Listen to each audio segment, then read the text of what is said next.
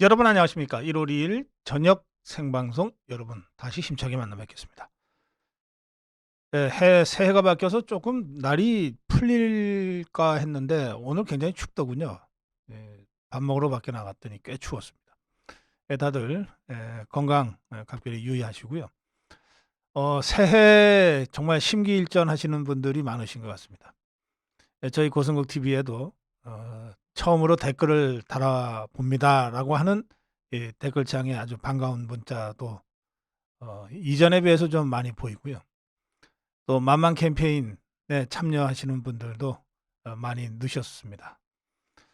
그런가 하면 그저 만만이라 그래서 만 원만 해야 되는 줄 알고 했는데 더 할 수 있으면 좀 더 하고 싶다 이런 분들도 간혹 계셔서 우리 고성범 본부장이 하루 종일 전화기를 붙잡고 씨름하는데 그런 중에도 아주 기분 좋은 순간을 여러분들께서 만들어주고 계십니다.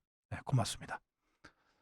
오늘은 월요일 저녁 용진단, 용산의 대통령실을 진단하는 날입니다.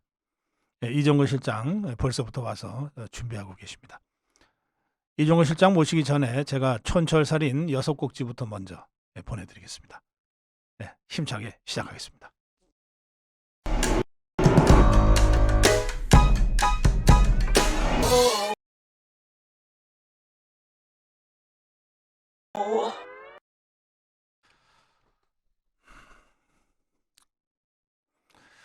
이재명이하고 문재인이하고 만났습니다.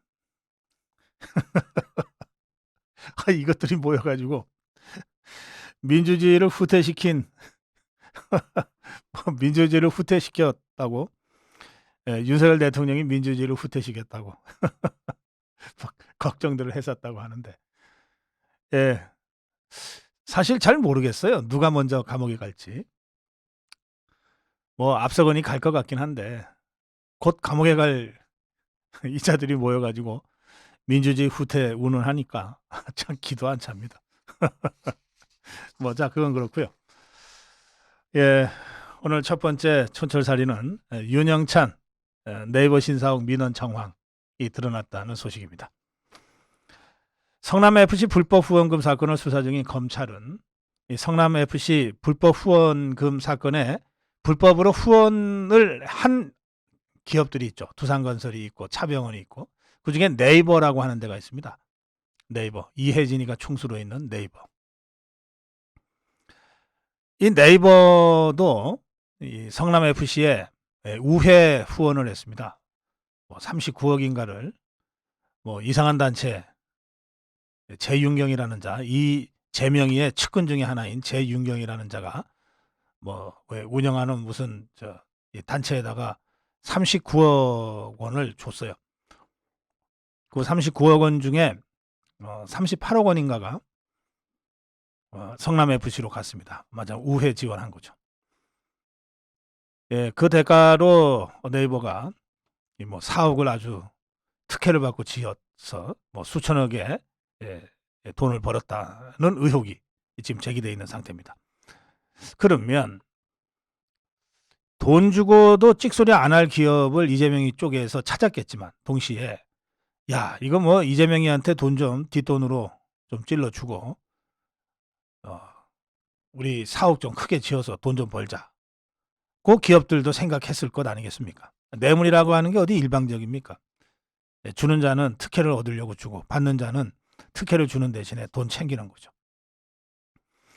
그런데 이때 네이버 쪽에 누군가가 이재명 측하고 뭘 만나서 협상을 하지 않았겠냐. 상식적으로 봐서 너네 무슨 어려움이 있냐, 무슨 민원이 있냐, 뭐 해결해 주면 되냐. 그럼 얼마 줄까요? 이게 네이버의 임원으로 있었던 윤영찬이라는 자가 그 짓을 했던 것 같다. 이게 이제 검찰이 파악한 정황입니다. 그 윤영찬이는 문재인 때 청와대에 한참 있다가 지금은 배지 달고 있습니다. 성남 지역에서.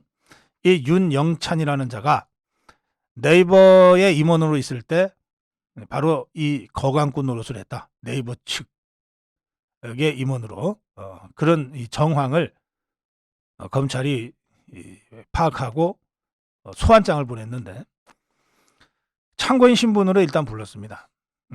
참고인은 언제든지 피의자가 될 수 있습니다. 자, 일단 참고인으로 불렀는데 이자가 국회의원이랍시고 검찰에 나가지 않은 것 같습니다. 자, 어쨌든 검찰이 파악한 정황은 이렇습니다. 2015년에서 2016년에 이 네이버를 대표해서 윤영찬이가 이재명을 대표해서 나온 정진상이하고 만나서 서로 특혜를 주고 뒷돈을 찔러주는 이런 거래를 한 것 같다는 겁니다. 검찰은 네이버가 청탁한 내용 또 제공한 대가 등을 수사하는 과정에서 윤영찬이가 뭔가 그 역할을 한 것 같다고 파악하고 참고인으로 출석을 요구했는데 이자가 거부하고 나오지 않은 상태입니다. 2015년, 2016년에 윤영찬이하고 정진상이가 만났다. 이건 네이버 전현직 임직원을 상대로 조사하는 과정에서 나온 얘기입니다. 이 진술을 확보했는데 당시에 윤영찬이하고 정진상이가 만날 때 민주당 중진 A 의원도 참석했다고 합니다. 그리고 이 자리에서 네이버 임원이었던 윤영찬이가 성남시 실세였던 정진상이한테 네이버 제2사업 관련 민원을 넣었다. 이렇게 이제 의심하고 있는 겁니다. 네이버는 아까 말씀드린 대로 이재명의 최측근 재윤경이가 운영하는 사단법인 희망살림을 통해서 39억 원을 성남FC에 후원금으로 전달했습니다. 40억을 줬는데 1억은 희망살림에서 쓴 것 같아요. 그래서 성남FC에는 39억 원이 전달된 것 같습니다. 그리고 2016년 9월에 제2사옥 신축 인허가를 받았습니다. 애초에 제2사옥 주차장 출입구가 건물 뒤편에 만들어져야 했는데 이게 애초에 도시계획이었는데 이게 계획이 바뀌어서 분당 수서간 고속도로로 바로 진입할 수 있도록 방향이 바뀌었다고 합니다. 이게 뭐 주차장 방향 바뀐 게 뭐 대단해. 전혀 그렇지 않습니다. 이건 건물 가치를 적어도 수백억 이상 올릴 수 있는 그런 설계 변경입니다.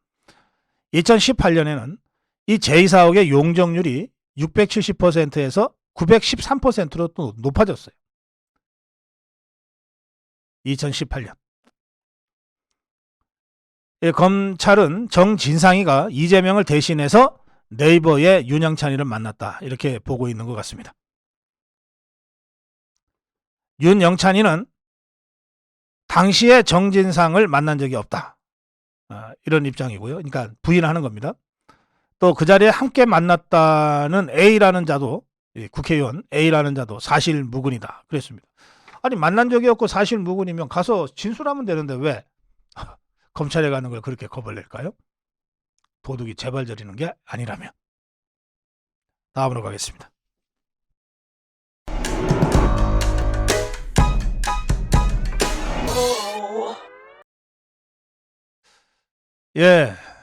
노웅래 체포동의안이 부결됐는데 더불어민주당 좌파 의원들이 집단적으로 부결을 시켰죠. 그러면서 이것들이 국민들 앞에 쪽팔리잖아요. 그래서 한동훈 장관한테 덮어 씌웠어요. 한동훈 장관이 왜 노웅래가 체포돼야 하는지를 법무부 장관으로서 국회에 나가서 체포동의안을 제출한 입장에서 그 이유를 설명했는데 이 설명이 오히려 더불어민주당 국회의원들을 분노케 했다. 그래서 한동훈이 때문에 이렇게 부결이 됐다. 그러면서 정청래라는 자는 한동훈 땡큐라고 한동훈 장관을 조롱하기까지 했습니다. 뭐 좋아요. 자, 그러면 국민들이 이것을 어떻게 볼까?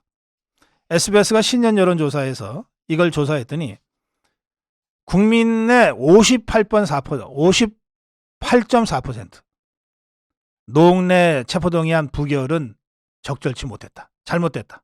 라고 답변했습니다.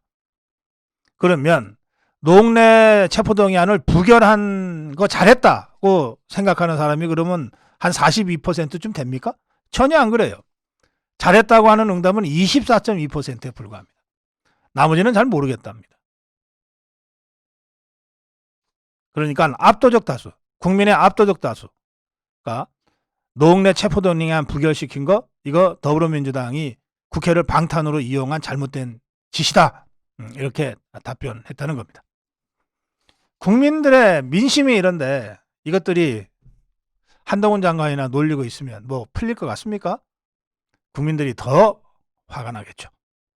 다음으로 가겠습니다.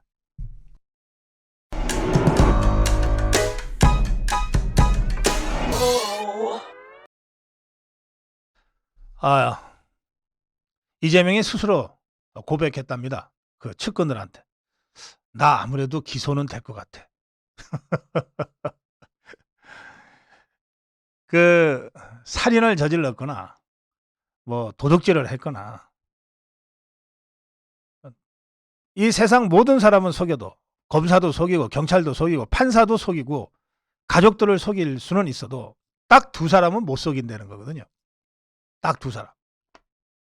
한 사람은 도둑질한 본인, 또 한 사람은 모든 것을 굽어보시는 하느님.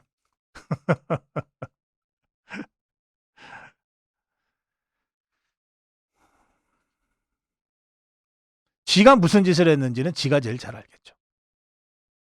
그래서 이재명이가 가까운 의원들한테 결국 내가 기소는 될 것 같다. 이렇게 속내를 사실은 자백하듯이 털어놨다는 겁니다. 그런데 이 말을 왜 누군가가 전했을 거 아니에요. 기자한테. 이재명과 가까운 의원들은 이런 얘기가 있었다는 것을 전하면서 이재명의 고민은 사법적 고민이 아니다. 뭐 이미 여러 차례 검찰 수사를 받은 경험이 있고 또 친형 강제 입원 허위 발언 혐의로 정치 생명이 끝날 뻔한 위기에서조차 대법원에서 기사 회생한 경험이 있는 이재명이니까 또 본인이 변호사니까 뭐 사법적 절차 때문에 고심하는 것은 아니다. 이게 더불어민주당 의원들 얘기입니다. 대장동 건에서는 자신 있어 하는 것 같다. 정치적 동지로 불리는 정진상이나 김용 등이 입을 열 가능성은 없다. 걔네들만 입 닫고 있으면 나는 대장동으로 엮일 일 없다. 그러니까 나름 자신을 갖고 있다는 것 같습니다. 그러니까 정진상이나 김용 등이 또 김만배가 설사 이재명이가 대장동으로부터 돈을 받았다 하더라도 이 최측근들이 나 이재명이한테 보고한 적 없다. 이재명이 돈 받으라고 직접 지시한 적 없다. 그거 다 내가 한 일이다. 라고 버티면 그러면 이재명이를 뇌물죄로 직접 사법 처리하는 것은 힘들지 않겠냐. 뭐 이런 일종의 희망이죠. 이재명의 희망이기도 할 거고 더불어민주당 이재명 개 의원들의 희망이기도 할 겁니다. 자, 그런데 참 이거 웃기는 얘기죠. 우선 여러 차례 검찰 수사를 받은 경험이 있고라고 그랬는데 그거야 잡범으로 수사받은 거지. 무슨 음주운전? 뭐 또 무슨 검사 사칭? 뭐 그야말로 형편없는 잡범으로 조사를 받았고 또 그 혐의 자체를 이재명이가 뭐 부인했던 것 같지도 않아요. 이건 다르죠. 지금 이 대장동 사건, 성남FC 사건, 백현동 사건, 위례신도시 사건 어느 것 하나 그렇게 뭐 가볍게 볼 수 있는 사건은 하나도 없습니다. 전혀 달라요. 검찰의 수사 태도 자체가 다릅니다. 그걸 이재명이가 몰라요? 제일 잘 알겠지. 내가 잡범으로 전과가 4번이나 있지만 지금 이번 거는 이건 좀 차원이 다른데? 누구보다도 이재명이가 잘 알 겁니다. 또 뭐 허위 발언 혐의로 정치 생명이 끝날 뻔했던 위기에서 기사회생했다? 그거 김만배가 8번이나 무슨 비타 500 박스 들고 가서 권순일한테 작업하고 공작해서 유죄로 거의 확정되다시피 한 걸 뒤집어 엎었던 거 아닙니까? 그럼 그거를 이재명이가 몰랐겠어요? 그런데 지금 도대체 이재명이 또 이재명의 똘마니들이 어디 감히 재판부에다가 작업질을 할 수 있겠어요? 이 상황에서. 전혀 차원이 다릅니다. 저는 누구보다도 이재명이가 자신의 자신이 저지른 행위들이니까 자신이 무슨 짓을 저질렀는지 잘 알 거라고 보고, 또 검찰의 수사가 예전의 잡범 수준과 완전히 다르다고 하는 것도 피부로 느끼고 있을 겁니다. 그러니까 저런 말이 나오는 거야. 아, 이거 내가 기소는 될 것 같아. 뭐 잘 모르는 사람들은 뭐 이재명이가 수사받은 경험도 여러 차례 있고 뭐 별로 사법적인 문제는 걱정 안 하는 것 같아요 라고 짐짓 얘기하지만 그거 모르는 얘기입니다. 도둑놈이 돼보지 않고서는 도둑놈 심정을 모르는 거예요. 반면에 그럼 이재명이가 뭘 걱정하는 것 같냐? 이재명 측근들은 정치적 고민을 하는 것 같다는 거예요. 일단 기소가 돼서 재판받으러 맨날 들락날락거리면 이거 대표직을 제대로 유지할 수 없게 될 수도 있고, 그렇게 되면 여의도 바닥에서 이재명이가 점점 사라질 텐데 중앙무대에서 사라지는 거를 걱정하고 있는 것 같다. 이재명이가. 참 사치스러운 고민이네. 아니 감옥에 갈까 안 갈까 그거부터 걱정해야지. 네.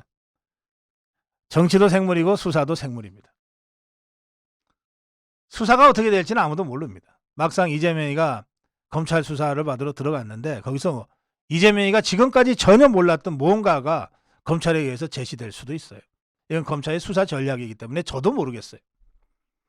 검찰의 수사, 이거 생물입니다. 그런가 하면 일단 법원에 한번 출두한 것으로 이재명이는 정치적으로 치명타를 입을 수 있습니다. 뭐 지가 똘마니들 시켜갖고서 당헌 당규를 고쳐서 기소되더라도 대표직을 유지할 수 있게 억지로 만들어놨다 하더라도 그거야 종이 조각에 불과하죠. 정치 민심이요.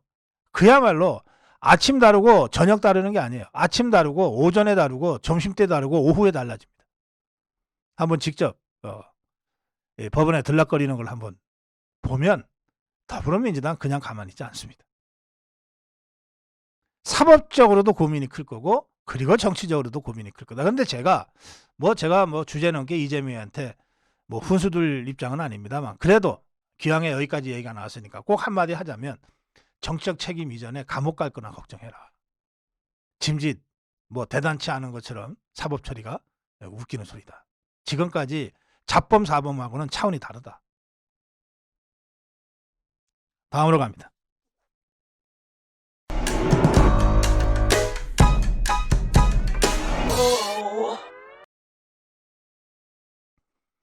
윤석열 대통령의 신년회. 오늘 신년 모임이 2개 있었습니다. 우선 청와대에서 오부 여인들과 함께한 대통령 신년 인사회가 있었습니다. 윤석열 대통령은 오부 여인 등 국가 주요 인사들과 신년 인사를 나눴습니다. 이 신년 인사회의 주제는 자유와 공정으로 하나 되는 대한민국이었습니다.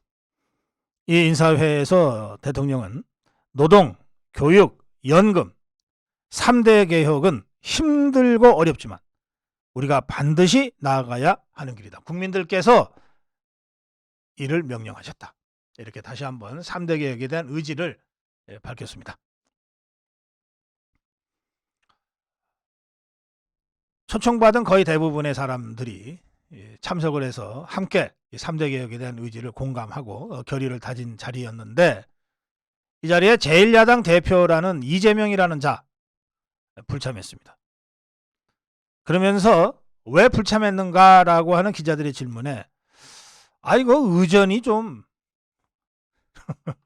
대통령실에서 전화 한 통화 안 하고 이메일로 참석하라 하고 초청장을 보냈고 2시에 보냈는데 6시까지 회답해달라 그랬는데 이거 의전이 불쾌해가지고 어쩌고 저쩌고. 오늘 이재명이는 부산에서 무슨 최고위원 회의라고 하는 걸 했는데 그리고 나서 기자 간담회를 했어요.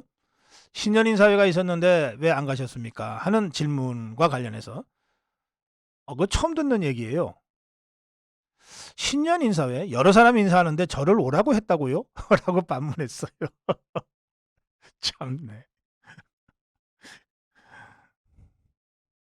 하긴 법정이나 교도소는 여러 사람 오라고 안 합니다.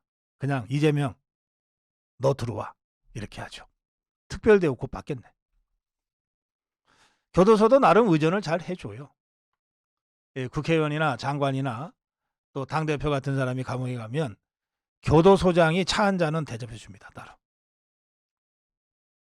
보안과장도 따로 차 한 잔 대접해 줄 거예요.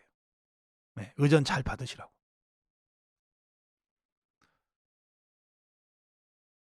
천준호라는 자가 당대표 비서실장을 하는데 이 자가 뭐라고 그랬냐면 22일 행안부로부터 신년 인사회에 초청한다는 메일이 왔다는 거예요. 왔는데 2시에 요청이 왔고 6시까지 회신해달라고 요청을 했는데 그런데 예정되어 있는 일정이 있어서 참석이 불가하다고 행안부에 회신했다 이랬어요. 부산의 최고위원회의 이게 뭐 그전부터 잡혔나? 그 참네. 그러면서 천준호라는 자 굳이 피할 이유 없었다. 안타까운 건 야당 지도부를 초청하면서 전화 한 통 없이 이메일 한 통 보내는 초청 방식은 이해할 수 없다. 라고 했는데 그러면 여기 신년인사회에 나간 이재명이보다 훨씬 훌륭하고 또 무게가 나가는 사람들은 다 전화 초청 받고 갔나? 참, 네. 정말 별것도 아닌 것이 꼭 어디 가서 의전 따지더라. 박정하 대변인은 이렇게 한마디 촌평을 했습니다. 대통령 신년 인사에 참석 요청을 두고 예의와 관례를 따지는 민주당의 모습이 국민 앞에 좀스럽지 않냐. 자, 그건 그렇고요. 오늘 윤석열 대통령은 또 다른 신년 인사회에 참석했습니다.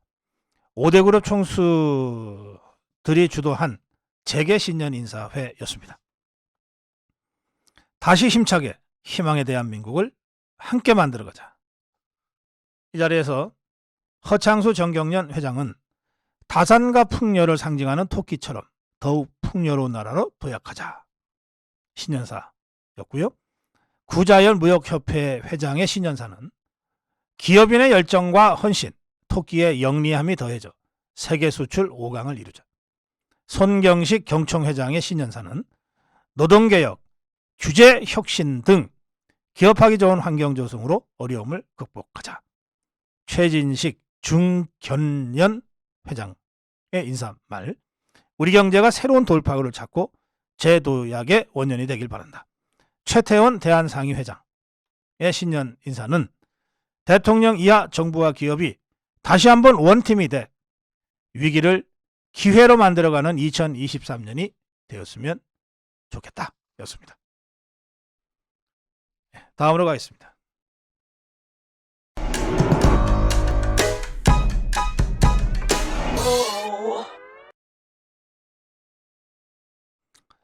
윤석열 대통령 중대선거구제를 제기했습니다. 중대선거구제 도입 필요성을 강조했는데 윤석열 대통령과 동시에 입법부 수장 김진표 국회의장도 중대선거구제를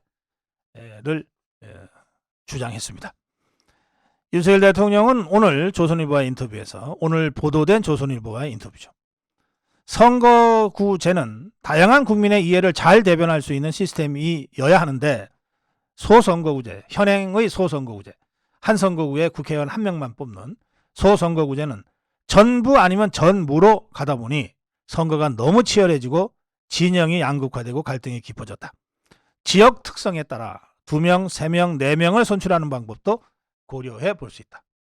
2명을 뽑는 건 중선거구제라고 그러고 3명, 4명 이상씩 뽑는 거는 대선거구제라고 그래서 이걸 합쳐서 중대선거구제 이렇게 우리가 부릅니다. 중대선거구제 얘기를 하면서 윤석열 대통령은 사실 정치를 하기 전부터도 그런 생각을 오랫동안 해왔다 하면서 이제는 그걸 한번 검토해 볼 때가 되지 않았냐 이렇게 제안했습니다. 현행 소선거구제는 한 선거구에서 딱 한 명 뽑습니다. 나머지 한 명이든 2명이든 떨어지는 사람의 표는 전부 다 사표가 되는 거죠. 죽은 표가 되는 거죠. 반면에 중대선거구제는 한 선거구에서 2명 또는 3명, 4명 을 뽑기 때문에 1등 표도 살고 2등도 당선되고 3등도 당선되면 2등표, 3등표도 다 사는 표 아닙니까? 그래서 사표를 많이 줄일 수 있다는 그런 장점이 있는 선거구제입니다. 반면에 1등, 2등, 3등이 나란히 동방 당선되는데 여당 한 명, 야당 한 명 이런 식으로 동방 당선돼서 양당 구조가 더 강구해 줄 수 있다. 뭐 이런 얘기도 있고, 동시에 2명, 3명, 4명을 뽑으니까 1명만 뽑으면은 전부가 다 표결집이 되지만 2명, 3명, 4명 뽑으니까 소수 정당도 중대 선거구의 그 벽을 넘어설 가능성이 커진다고 해서 오히려 군소 정당들은 환영하는 그런 제도이기도 합니다. 사실 이 소선거구제에 여러 가지 단점들이 있어서, 그래서 정당 투표를 우리가 총선 때 따로 하지 않습니까? 그리고 비례대표제를 우리가 운영하고 있어요. 소선거구제의 약점을 보완하기 위해서. 그런데 이 소선거구제의 약점을 보완하기 위한 비례대표제가 괴상한 선거 방식 룰 때문에 그걸 피하기 위한 편법으로 위성비례정당까지 나타난 상황 아닙니까?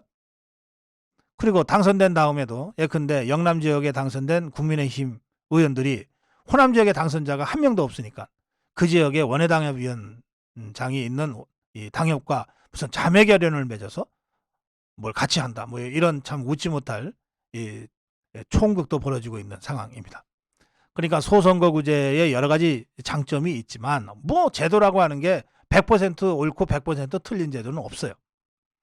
그 시기와 상황에 따라서 맞는 옷이 있고, 이제 덩치가 좀 커지면은 작아버린 옷은 버리고 새 옷을 맞춰서 입어야 되니까 윤석열 대통령 이제는 중대선거구제로의 전환을 통해서 사표를 좀 최소화하고, 그리고 다양한 의견을 가지고 있는 다양한 국민들을 다 잘 대표할 수 있도록 선거구제를 때로는 상황에 따라서 2명씩 뽑는 중선거구제, 또는 3명 내지 4명을 뽑는 대선거구제를 결합하는, 또 대다수는 소선거구제로 그냥 가는 이런 소선거구제와 중대선거구제를 좀 복합적으로 혼용하는 선거구제로의 재편을 검토해 볼 때가 되지 않았냐, 뭐 이런 얘기입니다. 지난 대선에서도 윤석열 대통령은 TV토론에서 국민들의 대표성이 제대로 보장되도록 중대선거구제를 오랫동안 정치하기 전부터 선호해 왔다, 뭐 이렇게 밝혔습니다. 그러니까 이것은 윤석열 대통령의 소신이라고 할 수 있습니다. 이 문제 관련해서 국회의장 김진표는 총선 1년 전인 2023년 4월까지, 이게 법정 기한인데 4월까지 선거법을 개정해야 하므로 각 당은 2월까지 선거법 개정안을 제출해달라, 이렇게 요구하고 있다고 합니다. 뭐 그러면 이제 2달밖에 없으니까 뭐 상당히 좀 시간이 촉박하지 않냐, 이렇게 얘기할 수도 있는데, 헌법에 규정되어 있는 12월 2일 예산안 처리까지도 아무렇지도 않게 기한 넘겨서 처리하는 여야 정치권인데, 그 뭐 굳이 이 선거법 개정안만 뭐 법정 기한 지켜서 안 하면 안 된다, 뭐 이럴 거 있어요? 시간 좀 넘기더라도 총의가 모아지고 국민 여론이 수렴이 된다면 대통령이 제시한 중대선거구제로의 재편이라고 하는 것은 충분히 할 수 있다. 이것은 의지의 문제다, 이렇게 말씀드립니다. 다음으로 가겠습니다.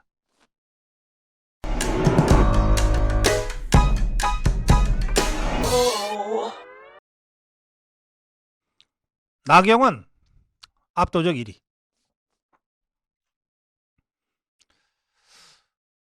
오늘 뭐 대구 경북에서 신년교례회가 있었습니다. 대구 경북 신년교례회. 장소는 대구시당이었던 것 같은데요. 여기에 대표로 출마할 사람들이 전부 내려가서 TK와 연고를 강조하고 표를 호소한 것 같아요. 권성동이가 저는 원조 TK다, 이렇게 소개를 했습니다. 권성동이가 강원도 강릉이 지역구인데 어떻게 원조 TK가 되지? 싶었더니 이런 얘기입니다. 대구 경북 현안은 신공항을 만드는 것인데 야, 신공항에 한 발 걸치는 자다 이렇게 많나? 주호영 원내대표가 법안을 대표 발의했고 제가 원내대표 시절에 공동 발의했다. 이 정도면 저도 TK 아닌가? 법안 하나 했다고? 그러면서 이런 얘기까지 했습니다. 우리 조상이 540년 전에 안동에서 강릉으로 이주했다. 보통 이제 안동은 권씨와 김씨, 안동 권씨, 안동 김씨 두 성이 대성이라 그러죠. 그 안동 권씨였던 모양이죠. 540년 전에 강릉으로 이주했답니다. 그럼 강릉에다가 가서는 강릉 사람들한테 뭐라고 그러지 이 사람? 처가가 구미랍니다. 이만하면 원조 TK로 자부해도 될 것 같다. 이게 무슨 집권당 대표 뽑는 게 어떻게 초등학교 줄반장 뽑는 수준이 돼버렸습니까? 당대표 후보들이 한 말이니까 제가 소개는 해드립니다만 참 제가 소개해드리면서도 제가 참 쪽팔립니다. 이런 수준으로 당권 경쟁을 한다고 하니. 자, 넘어가겠습니다. 이 자리에서 이철우 경북도지사는 대구 경북에서 대통령을 만들었다. 대통령이 잘 해야 할 것 아니냐. 끝까지 윤석열 대통령을 밀어서 성공한 대통령을 만들고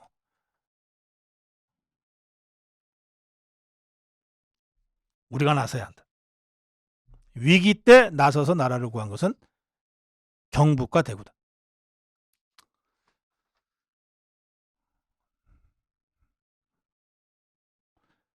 신년에 국민의힘 대표 적합도 조사가 여기저기 여론조사에서 나왔는데 여러 조사에서 당심, 국민의힘 당원들은 압도적으로 나경원을 지지했습니다. 그리고 여기에 좀 떨어져서 그러니까 나경원이 30% 정도 되면 안철수, 김기현이 20%, 15% 정도. 그런데 나경원이 아직 공식적으로 출마 선언을 하지 않아서 나경원이 안 나올 경우는 어떻게 되나 하고 나경원을 빼고 조사를 해보면 김기현이 좀 앞서간다 그럽니다. 자, 지금 결선 투표제까지 나와 있기 때문에 뭐 나경원과 안철수가 됐건 나경원과 김기현이 됐건 결선 투표 나가면 되죠. 유승민이는 좌파들이 포함된 역선택 여론조사에서는 좀 높게 나오는 모양이지만 국민의힘 당원들이나 국민의힘 지지자들을 대상으로 여론조사를 하면 아예 뭐 순위에도 못 드는 모양이니까 역시 결선투표제 100% 당원 투표와 결선투표제 도입이 맞았던 것 아니냐 그런 생각이 듭니다. 자, 여기까지 촌철 살인이었습니다.